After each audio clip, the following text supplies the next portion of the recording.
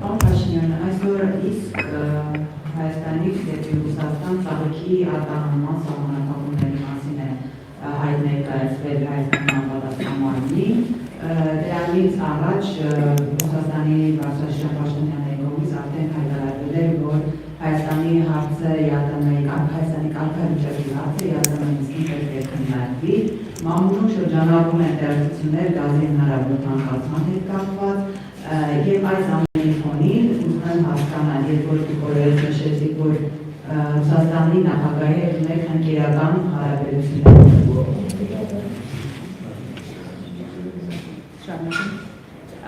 Արդյոք այդ հարաբերությունները, ընկերական հարաբերությունները նշանակում են այսպիսի հարաբերություններ եւ խնդրում եմ յուրաքանչյուր ասացի համար, այսինքն այդ եւ ԵԱՏՄ-ի կարգավիճակի եւ մնացած խնդիրների հետ կապված Հայաստանի դիրքորոշումը ինչպիսին է։ Նախ վարդի եւ այդ սահմանափակումները միշտ եղել են, որովհետեւ ցանկացած ապրանք, որ ֆիտոսանիտարական ստանդարտին չի համապատասխանում, այդ սահմանափակումները միշտ գոյություն են ունեցել եւ միշտ գոյություն են ունենալու։ Եվ նման իրավիճակներ վերջին 8 տարում տասնյակ անգամներ են եղել, տասնյակ։ Ընդ որում ոչ միայն ֆիտոսանիտարական։ Ուրիշ խնդիրներ են եղել կապված այլ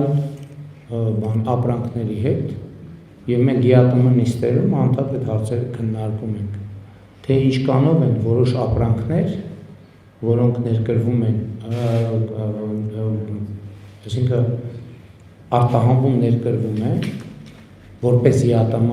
ապրանք, ինչքանով են ԵԱՏՄ ապրանք, որովհետև ԵԱՏՄ տրամաբանություն ունենա, որ ԵԱՏՄ ներսում արտադրված ապրանքները պետք է ազատ տեղաշարժվեն։ Եվ ժամանակ առ ժամանակ այդ հարցը մենք քննարկում ենք ԵԱՏՄ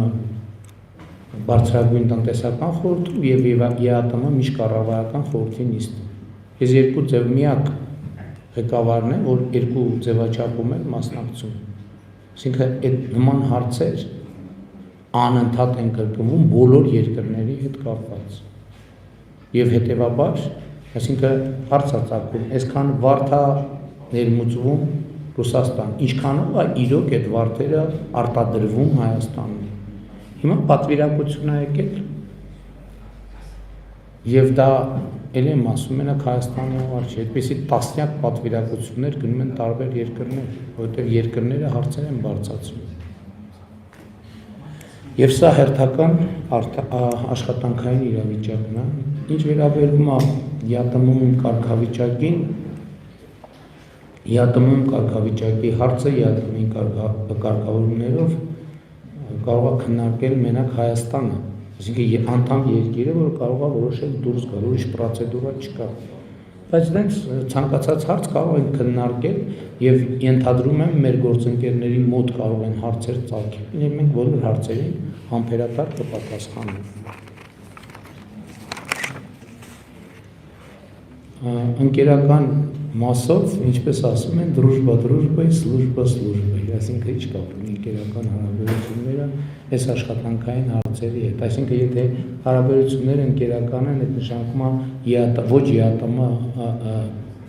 ապրանքը պետք է ԵԱՏՄ ապրանքի տակ կամ այդ նշանակում է ստանդարտին չհամապատասխանող ապրանքները պետք է ասենք դե քանի որ ընկերական հարաբերություններն եկեք բոլոր կարգավորումներից դուրս գանք։ Գազի թանկացման մասին նման բան չի կարող լինել, որովհետև մենք պայմանագիր ունենք։ Այսինքն մենք պայմանագիր ունենք, որը գործում է, եւ այդ պայմանագիրը փոխշահավետ է։ Եվ այդ պայմանագիրը այնտեղ պայմաններ կան, մենք իրականում գազի գնի հետ կապված մենք հստակ ռազմավարական պայմանավորվածությունների ենք եկել եւ այդ պայմանավորվածությունները պետք է պահվեն։